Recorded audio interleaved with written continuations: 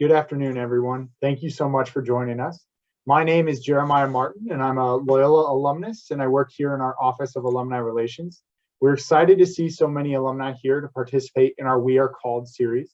As a reminder, this series was created as an opportunity to demonstrate incredible things that members of the Loyola community are doing and showcase how we, as Ramblers, we are called to create change and set the world on fire. I'm very excited for our discussion today, but before we get started, I wanted to go over a couple of housekeeping items. Since this is a webinar, your voice, video, and chat functions have been disabled. However, we will be hosting a short Q&A session near the end of our presentation, and we would love to hear questions from all of our participants.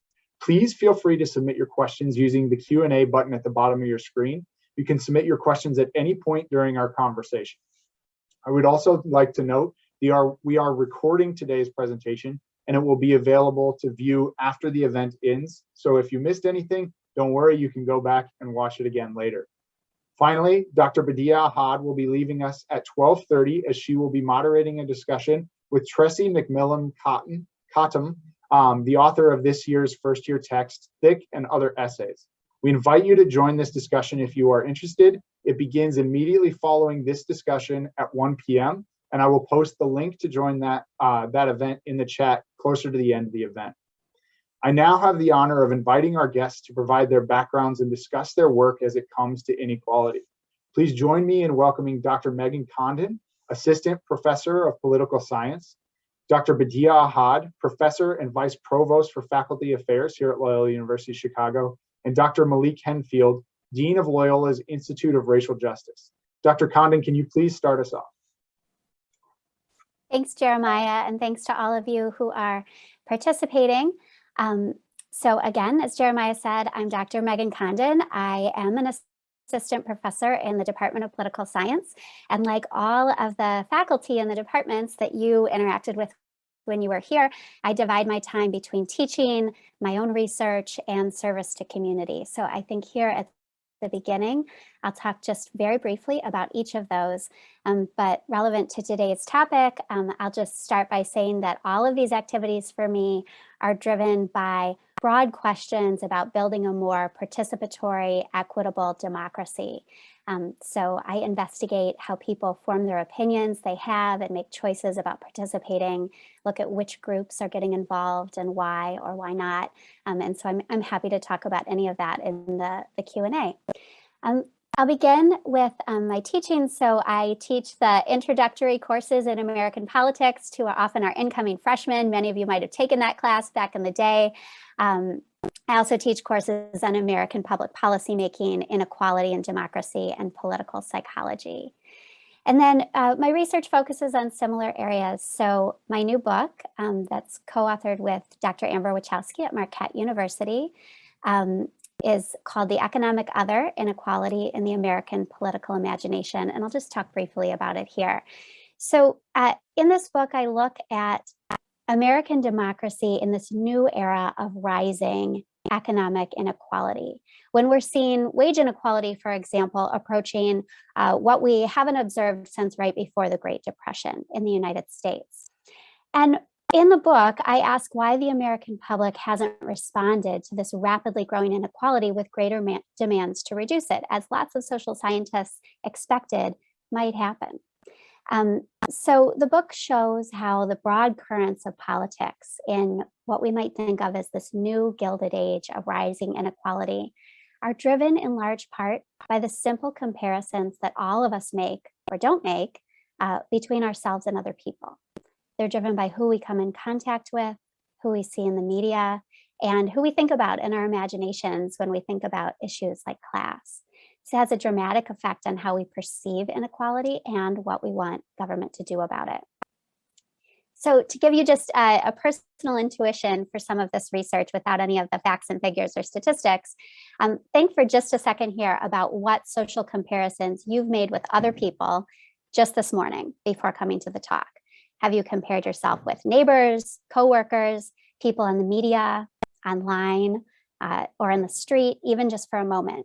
So think about those comparisons and what do you think they did in your mind? Why do you think you made those comparisons and not others? Did you try to avoid or stop thinking about any that made you uncomfortable? Did the comparisons bring you up or down? Did they make you covet, aspire, pity, condescend, feel solidarity? And do you think they matter for the way you see politics? How many of these comparisons that you made were across racial or class or gendered lines? So everybody's doing this all the time. And in the book, we demonstrate that they matter a lot for our politics. So through a series of experiments where I ask people to just imagine conversations with people who are different from themselves, through analysis of many large-scale data sources, and documentation of over 1,000 randomly selected Americans say in their own words about racial, class, and gender difference. With all those data, we show that the comparisons we make or don't structure our political reactions. And in the US today, increasing income segregation in particular, and persistent racialized images of poverty and wealth structure the politics that we see. So that's my research. And then when it comes to service to community, which I think is something that we're going to talk more about throughout the rest of the conversation today, I work on bridging those divides. So in particular, for myself, by bringing students from low-income backgrounds or who are the first in their families to attend college to our campus, making those social contacts and connections across groups. I'm the director of a new partnership between our neighborhood high schools and the university, in which we bring rising seniors to campus to take college level coursework and focus on big questions about equality and democracy. So that's me, and I'll pass it to my colleagues. Thank you everyone for being here today. I'm really excited about this conversation as well. I'm sorry I have to leave a little bit early, but I'm happy to be here while I can. So good afternoon, and again, my name is Badia Ahad, and for the past 2 years, I have served as the Vice Provost for Faculty Affairs. However, I started my career 17 years ago as a faculty member in the Department of English. And prior to starting in this role, I was director of the university core curriculum. So just a little bit of trivia too. Loyola has been a part of my life for a very long time, since I was a teenager. My mother actually was a faculty member. Her name was Dr. Anna Lowe, and she was in the School of Education for almost 20 years. So I have a very long relationship with Loyola. This university has meant a lot to me for a very long time. And I would say that my interest and my investment in today's topic on inequality is both personal and professional. So I've been at predominantly white institutions for almost the entirety of my academic career, right? So I was an undergraduate at the University of Illinois at Urbana. I was a graduate student at Notre Dame. And then I became a faculty member at Loyola. And I would say that, honestly, my positionality as an African-American woman in all of these spaces really laid bare a series of both inequalities and inequities. And these are pervasive in higher education, right? So whether it was the fact that none of my professors looked like me, the subjects that I studied treated the history, the literature, the culture, excuse me, of people who looked like me as marginal or irrelevant. When I joined Loyola, I was the only underrepresented faculty member of color in my department, at least on the tenure track, right? And my courses were often offered as electives instead of requirements for the major. So, and the list goes on and on, right? So I just want to kind of point to some of the specific inequalities or inequities that I've witnessed in my own academic career, and certainly even, obviously beyond that. But I was reading an article recently that said that inequality is one of the most enduring features of our nation's higher education system. And I would go even further to say that the system was actually designed from the very beginning to be both exclusive and elitist, right? So I think the work that we're doing in faculty affairs and across the university more broadly is really working to dismantle those structures, right? So that we can make higher education more equitable and more accessible. We want people, especially our students and our faculty, their voices to be heard and included and understood. And, I think it elevates us all when we actually begin to really address these inequalities. So I will stop there, but that's just a little bit about myself and my relationship to today's topic. Hello, everyone. My name is Malik Henfield. I am the founding dean of the Institute for Racial Justice. I'm also a full professor with a tenure track line associated with the School of Education here at Loyola. Prior to taking on this role, I was actually the dean of the School of Education, starting in summer of 2019. If you fast forward to the summer of 2020, we all understand that it was a tumultuous time, right? We were talking about the pandemic, trying to wrap our heads around that experience, as well as the murders of George Floyd, Breonna Taylor, and many others. Following the lead of our president and provost at that time, who sent out letters, putting a stake in the sand, actually, saying that we have to be very different at Loyola. I followed suit and said the same in my school at the time, in the School of Education. As soon as I sent my letter, I got some feedback from the provost, who was very supportive and wanted to think about what I wanted to do now that I made this declaration that we were going to move in a more anti-racist direction. I was thinking about a center for racial justice focused on education coming out of the School of Education. And the provost, in response, said that I was thinking too small. One of the first, and dare I say the only person in my career who's ever told me that I was thinking too small. So I capitalized on that opportunity and crafted a longer proposal that encapsulated all the best that Loyola has to offer. And the culmination of that is the Institute for Racial Justice. It's a very exciting time here at the Institute. We are focused on research, education, and community engagement that centers racial justice work. We are an interdisciplinary hub at Loyola, so we want to ensure that everyone feels like we're a part of the work that we're embarking on as we move forward. When I think about the past, I started as a faculty member at the University of Iowa, predominantly white, dare I say obviously, given that we were an Iowa institution. I was there for a decade, and I had a great experience, quite honestly. We were embraced in the community as well as the institution. But like Badia shared earlier, I was the only one in my department, and I was one of 3 out of perhaps 100 faculty in the entire School of Education who were Black at that time. I left for a sister Jesuit institution, the University of San Francisco, that was the total opposite of that experience. It was predominantly people of color. We actually cared for one another. We went to birthdays and celebrated those with one another and celebrated our kids' big events and that sort of thing. It was a sense of community that I'd never felt before. And now when I came to the University of Loyola, University of Chicago, I wanted to bring a lot of those positive experiences from the University of Iowa and the University of San Francisco here.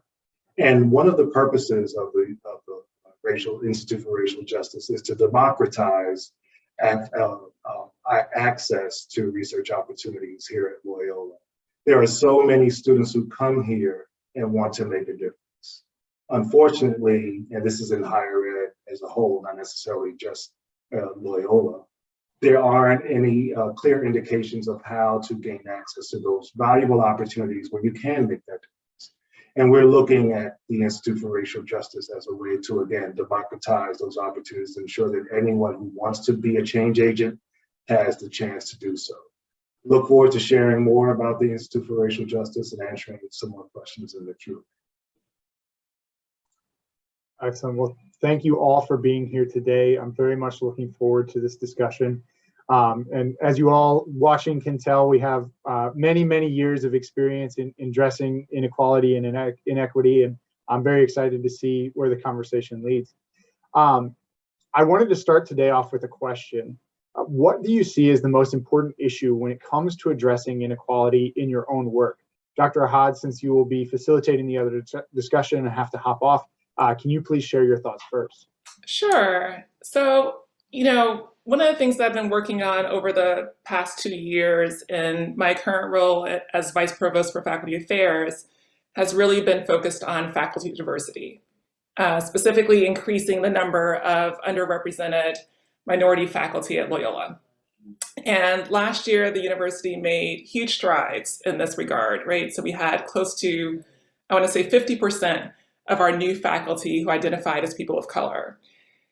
And this obviously makes a huge difference in terms of the nature of the research that's being conducted at Loyola, the kinds of classes that are being taught, the very presence of people of color as professors in the classroom. Last week, I was actually meeting with Keith Champagne, who's our new Vice President for Student Development. And we were talking about a new summer program for students of color to really encourage them to pursue graduate education. And one of the things he said was, you have to see one to be one, right? And I thought that was such a good, little remark that was really useful in terms of thinking about how important it is that we're not just bringing kind of these new knowledges that have traditionally been marginalized in higher education, but also how important representation is. So one of the things that we've really been focused on in faculty affairs is emphasizing outreach, inclusive hiring practices, encouraging academic units to hire in fields where there is more diversity, which is, a boon to us as a university. It bolsters our curriculum. It provides, role models and mentorship for our students. So I say all these good things that have been happening, right? Because they bring me to the most important problem that I see. And that is when you make these strides and people see these changes, everyone thinks we've made it. We found a solution to the problem, and now we can kind of go back to doing things how they were before because the problem's fixed and we figured it out. And, I always disappoint people when I say that that's not really how this works, right? That's not how the road to racial progress, works. That road is not linear, and it is also incredibly fragile. So you cannot just take your foot off the gas, so to speak, because marginal improvements have been made. It takes a lot of effort, I would say, to kind of climb that road, and it's very easy to slide back down. So when I think about, the biggest issue that I'm faced with in terms of the work that I do, I would say that biggest issue is retrenchment, right? This idea that the work is somehow finished when it's actually just getting started. So one of the things that was really important in terms of, again, the outreach, the hiring practices, the support that we provided for academic units to, move the needle on this issue, those are just building blocks, right? Those aren't necessarily the solution to the problem. And the idea is that we need to kind of build from there. And so one of the things that, I'm very kind of cautious of is making sure that we don't kind of fall back and then we have to kind of start back over again, because I think we've kind of seen this happen in cycles at various points of time, usually around, critical social moments like Malik described in his introduction. So that to my mind would be the most important issue that I'm faced with. Excellent. Thank you so much, Dr. Ahad. Dr. Henfield, are you able to share the most important issue that you face in your work? Where to begin? I think obviously because we're called the Institute for Racial Justice, the primary inequity that we're targeting is racism, systemic racism, structural racism, as opposed to the more individual racism that gets most of the attention in the public sphere. When I think back to when I first took on this role in January of 2021, the first thing that we embarked upon was thinking about a landscape analysis to understand what the primary issues are and who else out there are tackling these issues. One of the things that I found out based on focus groups and in individual interviews with folks at Loyola as well as in the community is I found this divide between the ivory tower and community organizations and folks who are doing some of the important work to move the needle. And one of the things that I just haven't forgotten from that experience, quite honestly, is just the poor perception folks have of us in higher education. Whether it's real or imagined, whether it's true or false, really doesn't matter. Perception is oftentimes reality. So that's the foundation upon which we move forward with the work. We have 5 goals, 5 overarching goals that focus on research, education, community engagement, operational excellence, and ultimately we want to be a trusted voice in the Chicagoland area and beyond. Right now, we're going very deeply into the focus on research because that's the foundation for our work. And we aim to be a top producer of racial justice scholars in the country.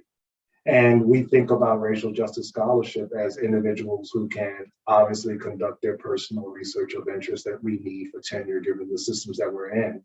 But they also understand the variety of skill sets that they have to bring to some of these issues that can work to support some of the community issues and work that's being done.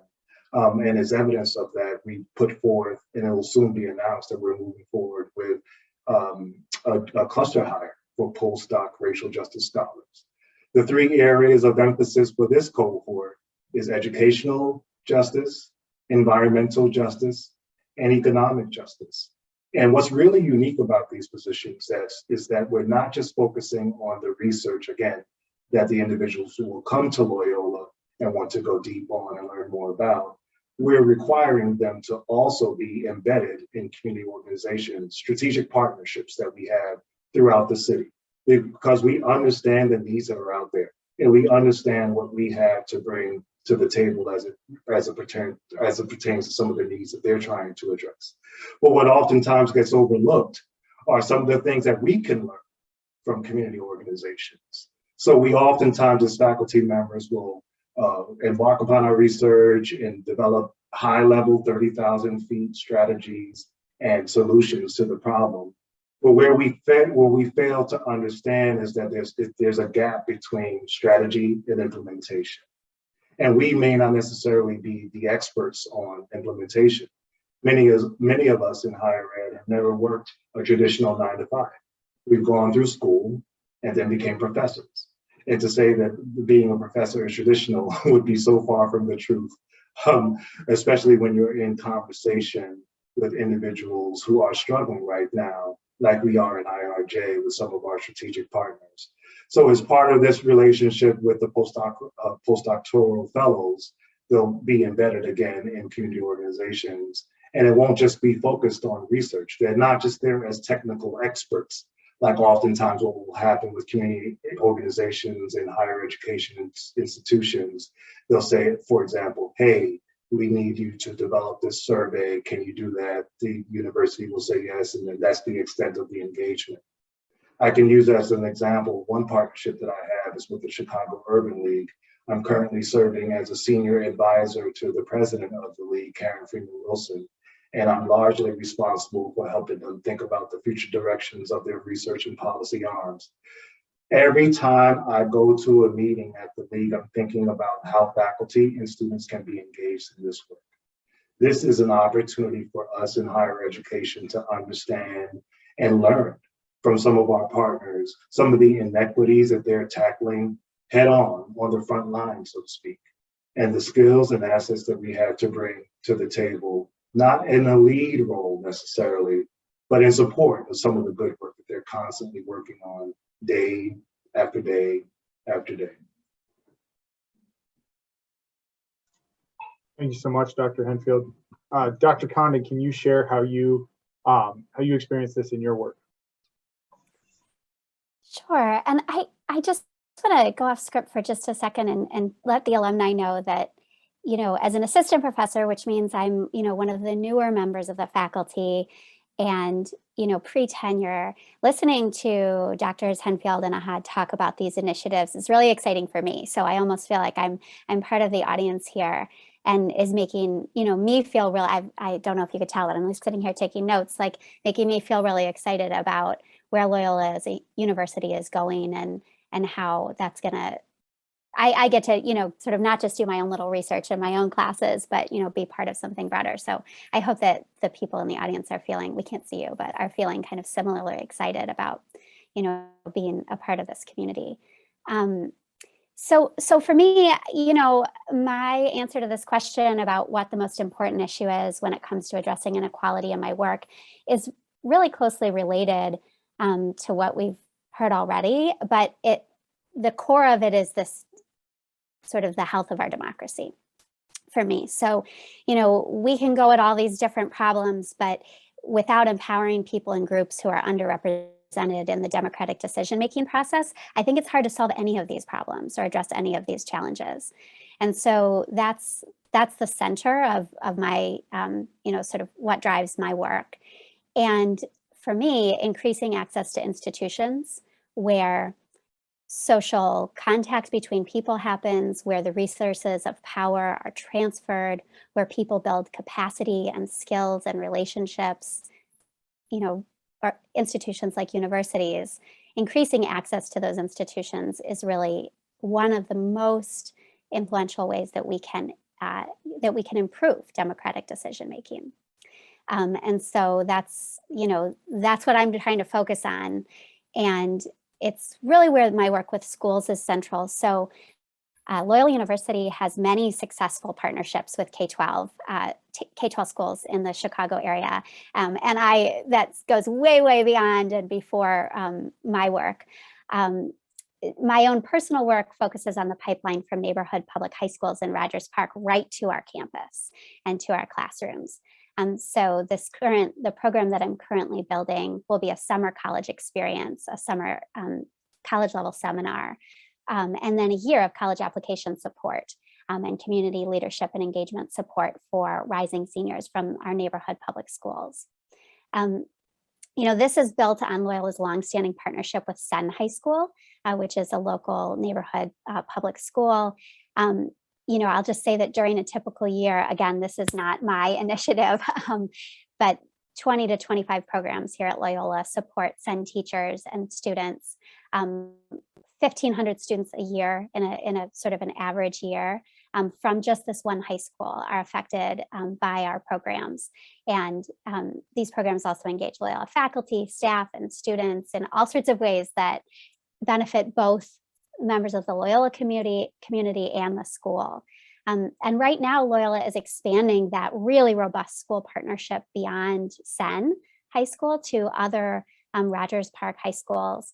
And it's just, it's a fascinating set of schools, and the students are amazing. We have many who come to Loyola as undergraduates, and we have scholarship programs, and we have students who come on spring break. They fled the campus for our March to Campus. All the Senn High School students and other students come and do a college experience here. And these students, I'll just give one example. Sullivan High School serves a population of students that's 45% foreign born from 38 different countries, and has a large population of refugee and asylum seeking students. Most of the students from all of our partner schools would be, if they attended college, the first in their families to attend college, come from economically disadvantaged families. The majority are students of color. And so the universities here are really, one of the most important remaining places in the nation where contact between, people who are bringing all this different lived experience and wisdom and perspectives really happens, and where that communication can come together. So the work that I'm focused on is how to use my own position as faculty in a university to facilitate that kind of exciting and interesting, dialogue between people from different backgrounds, and also to recognize that the university is a place where these resources of power are transmitted, and to make sure that that's done in the most equitable way possible. Thank you, Dr. Condon. That's awesome to hear. I love to hear that the focus is on access and support for the students. A year of application support is incredible. I think back to my own experience in applying to college and how I definitely could have utilized that. So that's awesome to hear. Dr. Ahad, before you hop off today, I just wanted to say thank you so much for joining this conversation. I look forward to continuing to see the incredible work that you're doing with our faculty and how that influences Loyola as an institution for change. Thank you so much. And again, all of our viewers, you can continue this conversation with Dr. Ahad at the event immediately following this one. I'll be posting the chat in just a few minutes. So again, thank you so much, Dr. Ahad. Of course, thank you so much for having me. I just wanted to say one quick thing before I depart, though, and it was actually related to Dr. Condon's comments about the partnership with Sin High School. And I remember actually, since I've been at Loyola for a very long time, how that partnership began. And I think it really speaks to, a lot of the good work that we're doing as an institution and how, excuse me, we're kind of building upon that now. And I know that at the time, the city had asked Loyola to take over Sin High School, and Loyola, and it was David Prossi, who was the former dean of the School of Education, who really fostered that partnership, because he said, no, we're not going to take over Sin High School, but we will work with Sin High School in whatever way that they need us to. And so it's really lovely to see that relationship kind of build from that moment. So I just wanted to kind of share that just as a little bit of background. But thank you very much again for having me. Thank you for being here. Dr. Condon and Dr. Henfield, you both have spoken a lot about community engagement in your work. Can you share why that is? I think you gave the last answer response, Megan, so I'll take this one. My background is in school counseling. I was trained at the University of South Carolina. And in that field, we focus on K-12 students in three primary areas: their personal, social, emotional, academic, and career needs. And in order to address those needs, we have to rely on organizations outside of the school environment. That is the goal, is to not work in isolation. So I take that background and have taken that mindset into my work as a professor at all three stops, the University of Iowa, University of San Francisco, and obviously here at Loyola University, Chicago.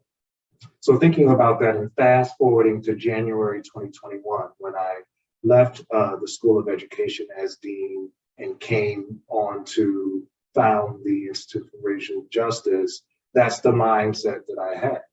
So the first thing that I did when I was thinking about, okay, what can this be, was to do a landscape analysis that, again, as I shared earlier, didn't just focus on folks at Loyola, included community members as well.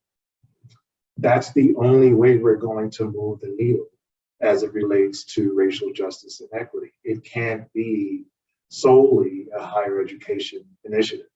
It has to be done in collaboration with community members who are the closest to the issues.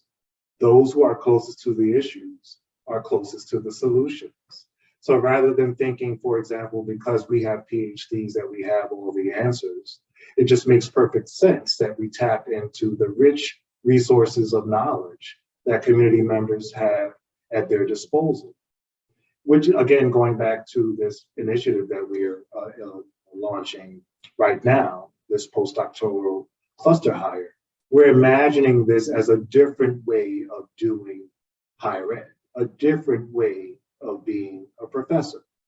Again, thinking about the fact that we are embedded in a system that requires us to research and oftentimes publish in journals that very few people read, let's be honest here.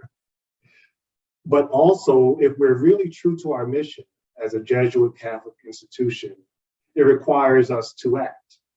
And what better way to act and develop a collective impact than to partner, again, with community members who are the closest to the issues and therefore closest to the solutions. So we think about this model where we're marrying theory with practice. And the theory part is for those of us in higher education. And obviously the practice part are for those in the community, where we can learn from one another and move forward, again, in a uniform direction with shared goals. And this goes back to my experience, again, as a school counselor, but also in my experience at the University of Iowa, where I taught a group counseling course. And rather than teach from a textbook in these abstract theoretical case studies and so on and so forth, we actually taught the classes in schools in Iowa City, where we worked with real live students experiencing real live issues. And we gave our students, our master's school counseling students, feedback in real time to ensure that they were understanding the power that they held in these relationships and the potential impact they could have if they really respected these largely Black and brown students in their environments and really took into account the things that they were saying and the changes that could be made. Fast forward to my experience at the University of San Francisco, I was a consultant working very closely with the mayor's office, Mayor London Breed office, and specifically in the office of the Human Rights Commission that's embedded in the mayor's office with Dr. Cheryl Davis. And we did some great work in my time there. And if I'm being completely honest, that was actually the call that I had right before this meeting right now. Maintain that relationship. And it was so good to hear about some of the things that they're doing in San Francisco that we're actually doing here in Chicago. One of the projects that we have in Chicago is with the mayor's office here. It's called the Chicago Turing Lab. We have a kickoff meeting this Friday where the purpose of it is to understand how legislators, how politicians, how policymakers have risen to the occasion and met the needs of our most marginalized citizens here in Chicago, and taking some of those learnings and seeing what's applicable in Torino, Italy. Anyone, any institution can do this project. Let's just be honest about that. But what's different about our model is that we're not only engaging in these issues, we're bringing faculty and students along with us. So they understand not just at a 30,000 foot level, again, what the issues are, but also understand why our bright ideas may not work because of the context that we're in, why we might want to think about things differently. Again, we want to develop a different type of faculty member, a different type of scholar who truly understands their skill set and everything that they bring to the table, but also has a full understanding and respect for what our community has to bring to the table as well.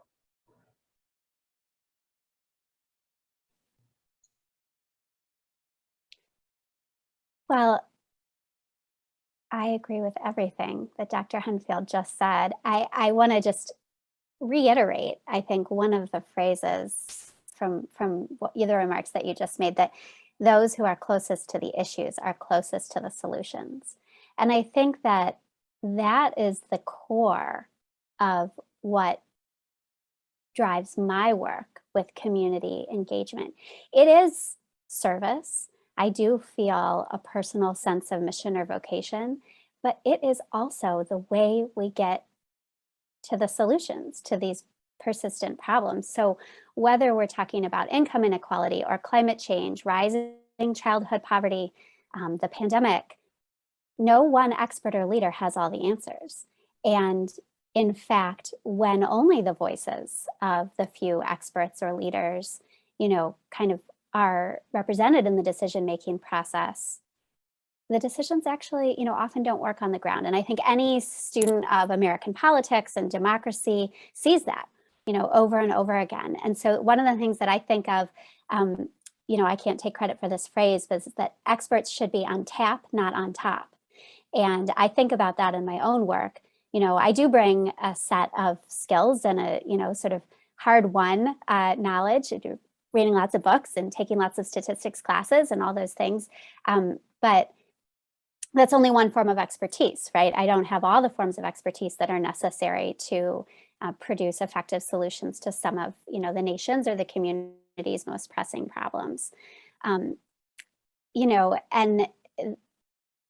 so most of my, my own work, whether it's teaching Intro to American Government to our incoming freshmen, or studying public engagement and opinion, or building programs to try to increase access to higher education, is really, again, like at its core about trying to create that more robust participatory democracy, trying to engage the people who are affected in the processes that determine the laws that govern us all. And that, that process in the United States isn't always working perfectly. I probably don't have to tell everyone listening here. And some of the things that I think we've talked about today are some of the pathways to try to address that. And I'll also say, I just feel really strongly that part of the mission of any university and people who are part of the university, so faculty, students, the alumni, of course, is to serve the community. These are places of privilege and, they're places of power. And so, our role is also to learn from the broader community and try to, record what we learn. So community engaged research and programs like our high school partnership or this really exciting new postdoc program, or the work that Dr. Ahad was talking about, bringing in faculty of color to Loyola's tenure track. That's the sort of stuff I think we do to accomplish those goals. And it's what makes the work exciting and meaningful. Thank you both for sharing that. We will now move to the Q&A section. So again, if you have any questions for our presenters, please don't hesitate to put that in the Q&A button at the bottom. We will try to get to as many of the questions as we can. Additionally, I have just sent in the chat function the link that everyone can use to attend the session immediately following this one. So Drs. Condon and Ahad, Dr. Condon and Henfield, I apologize. We had a question come in about addressing inequality in our democracy. And Dr. Henfield, in some of your remarks earlier, you mentioned that racism gets a lot of airtime in the discourse, whether it's on the news or social media, but it's individualized racism. What are the things that we are doing to address the institutionalized racism that we need to fix in order to create fundamental change here in this country, and specifically at our institution here at Loyola? So I would love to learn from you, Megan, given your research in terms of society as a whole. But what I can speak to, and will speak to right now, are the efforts that we have taking place here at Loyola. Again, going back to summer 2020, it was a tumultuous time. Everyone was on edge. We were experiencing the height of COVID, and racism, as we all know, has been embedded in the fabric of the United States forever, since its inception. However, there was something about that summer of 2020 with the constant learnings about the murders, the state-sanctioned murders of individuals throughout the country, that really galvanized so many people to speak up and speak out. And Loyola obviously is not immune to a lot of what was going on out in the larger society. And I am proud to say that we made some significant strides in order to make a more inclusive environment here at Loyola. One of them was establishing our very first vice president for institutional diversity, equity, and inclusion position. We hadn't had a standalone position like that ever at Loyola University of Chicago. I'm proud to say that I chaired that search, and working with a strong team of faculty from all across the university, we were able to secure, we got her to sign on the dotted line, Dominique Jordan Turner, who has come in and hit the ground running in a very smart way, where she's listening and learning before she acts. We also went through a racial justice examen process, where each and every school at Loyola was required to explore where they stood with regard to their levels of inclusion of our most marginalized voices, historically marginalized voices, in their curriculum, in administration, and every other aspect of the running of the schools. We have a report that was produced, and it's now at Dominique Jordan Turner's desk, and she's going to leverage that as she builds out her strategy in her unit. We also obviously have the Institute for Racial Justice. That's an academic unit and housed in the provost office. We're here to focus on research, education, and community engagement, with the ultimate goal of becoming a trusted voice in Chicago and beyond. We want people to come to our website, which is under development right now, to come to our website for answers. And when people think about, okay, who at Loyola is focused on racial justice work, racial equity work, diversity, equity, and inclusion work, we want the IRJ site to be the go-to place where they can start and then find their final destination. Because we have a lot of this expertise here at Loyola, and IRJ is the interdisciplinary hub. The Institute for Racial Justice is the interdisciplinary hub where people can go and understand all, again, that Loyola has to bear as we fight the systemic racism and structural racism that's endemic to our society as a whole. A lot of the work that we're trying to do, in addition to focusing on generations of future scholars who are trained and built in and have access to the networks created to address some of these issues, we're also thinking about the education aspect of things. So how can we ensure that every student who walks through Loyola's doors leaves with an understanding of the issues? What better place to think about this than Chicago? Chicago, in many ways, is a microcosm of the society as a whole. And Loyola, obviously, is being embedded in society as a whole, is also another microcosm. So one of the things that we're thinking about in the Institute for Racial Justice is how might we be able to partner with different units at Loyola and help them understand what's working with regards to this work and growth areas as well, because we all have room to grow, including Loyola. Are we perfect? Absolutely not. But I would challenge any institution in US or the world at large to say that they're a perfect organization. It doesn't exist.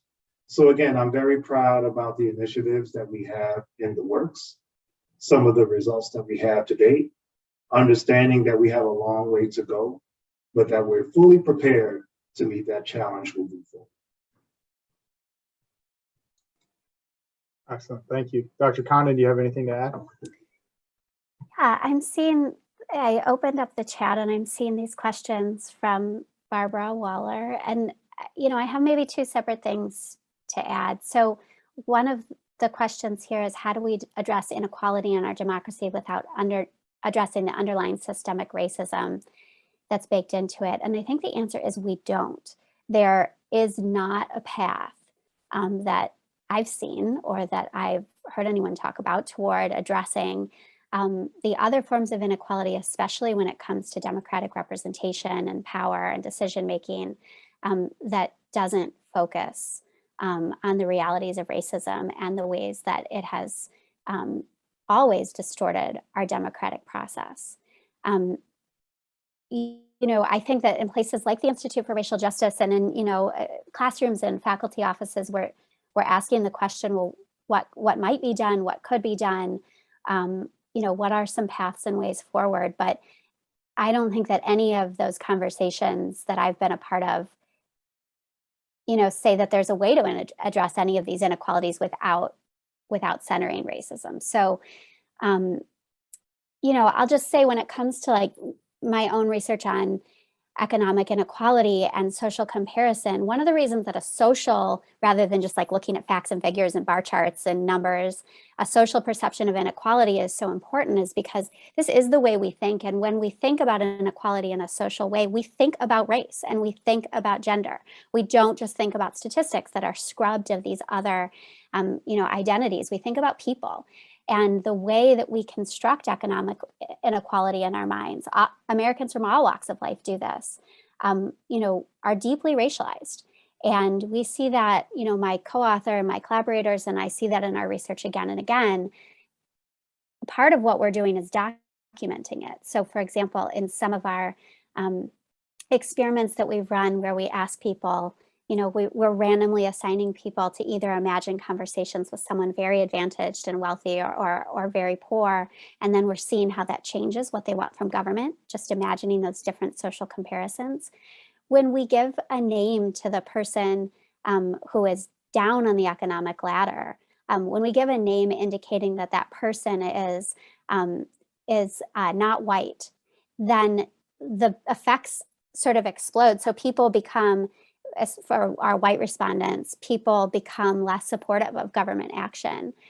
They feel themselves to be farther away from the poor, more distant, just after those imaginary conversations. And then when we ask them about it, and we ask them to talk about their experiences and their thinking, they relatively clearly talk about, this image of racialized poverty and these persistent ideas about deservingness and undeservingness that are tied to race and have been in our conversations about economic inequality in the United States for as long as we have been having them. So, I think to some extent, that answer of like, we don't address these issues without talking about racism, might be a bit unsatisfying, but it's certainly the truth. The second question that I see here is about our school partnerships with SEN and with other Rogers Park high schools. And you're asking about the involvement of the community members and sort of the decision-making and the building the program and designing the programs. And we take that very seriously. And as Dr. Ahad said, this predates me by decades. The very first beginning of these partnerships was Loyola refusing to take over, and instead, acting as a sort of partner in service, rather than as sort of an authority sweeping in and changing everything. And we continue that. So in the program that I'm developing right now, we have, for example, focus groups and discussions with not only Loyola faculty in building the syllabus and the curriculum, but also with students and alumni from the Rogers Park high schools, and importantly with teachers and administrators, to ask them, like, what do you think is needed? How do you think this could be successful? How could Loyola support your efforts? So, I think that what you're saying, the intuition behind what you're saying on both counts is really spot on. And, we're not always perfect in this, but I think we really try to focus on that as, a driving sort of sense of how our work is supposed to proceed. If okay with you, Jeremiah, I'd like to just add one point to build on what Meghan just shared. I think it's important for everyone to truly understand that Loyola isn't just Rogers Park. We have 3 campuses in the Chicagoland area. Our health sciences campus is in Maywood, which has a rich history in its own set of issues. We also have a campus that's downtown and houses some of our most important schools, whether it be the School of Social Work or the Law School or the Business School or the School of Education or Rupe College, which is really doing important work in the Chicagoland area. So I think oftentimes we tend to drill down on Rogers Park, and I'm not negating that or stating that that's something that we shouldn't do, but I like for us to think of it as a both and. How can we continue to leverage the relationships and the partnerships that we have in Rogers Park, while again understanding that we have this triangle of so to speak, of campuses, and we need to be thinking about ways that we can impact all of those aspects of the Loyola community, not just Rogers Park. And one more thing I'd like to add, as I mentioned earlier, we in IRJ did a landscape analysis of community members. And one of the things that they made loud and clear is that we being community members in the Chicagoland area, have serious issues on the south and west sides of Chicago. And what I heard very loud and clear again is this message that we tend to send our students into these environments. But if you're really serious about this work, Institute for Racial Justice, you calling me, naming me, you need to be visible. You need to be present. So I understand that we have Rogers Park. We also have these other campuses, but we also live in a city and work in a city that has serious needs that deserve to be addressed. And the only way that we're going to work as a collective unit in a uniform direction is to not just write papers in our offices about those communities, but to actually leave the building and do what they're asking us to do, be present and available and listen. And that's what we're trying to do in IRJ, is create opportunities for faculty, staff, students, and alumni to engage in this important work. Dr. Henfield, thank you so much for adding that. And that's a perfect segue into the last question that we'll have today. As you talk about engaging the communities that Loyola is already in and the broader community of Chicago, what is the vetting process or what will be or what should be the vetting process for identifying community organizations to partner with? And how do we utilize those partners or partnerships to continue to grow the work that IRJ is doing? Soon we will announce a community partners and residents program, because again, we understand that we have certain levels and areas of expertise, but we also know what we don't know. And part of their responsibility will be to develop some sort of curriculum or process by which, getting to the root of that question, my assumption is that the underlying premise is that people need to be prepared to engage with community members. And I agree with that wholeheartedly. And I understand what the research says about community engagement and so on and so forth. But we're also relying on community leaders to help us understand in real time some of the things that have worked for them and some of the things that have not. One of the things that's unique about IRJ is, rather than having this scattershot approach where we have partnerships all over the city, we're looking for strategic partners for a minimum of 2-year engagements who are hubs, just like IRJ is a hub for Loyola. So what are those community organizations that people look to for answers?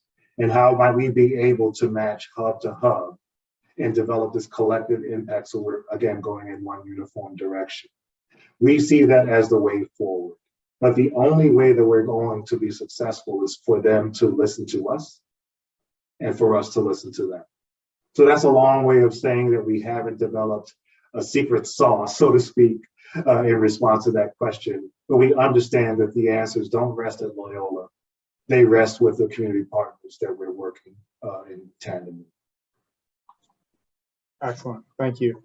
Well, as we're wrapping up our discussion today, I just want to again thank the both of you for being here and sharing your expertise and experience with our alumni community. I'm very excited for the path that Loyola has forward, particularly with the two of you and Dr. Ahad helming these inequality efforts and anti-racist initiatives. Thank you to all of our alumni who have been here today. We look forward to seeing you at our future We Are Called presentations throughout the rest of the spring. If you have any questions that you would have for any of our presenters today, please don't hesitate to reach out and we'll do our best to share those answers with you. Thank you so much to everyone and go Ramblers. Go Ramblers. Thank you, everyone.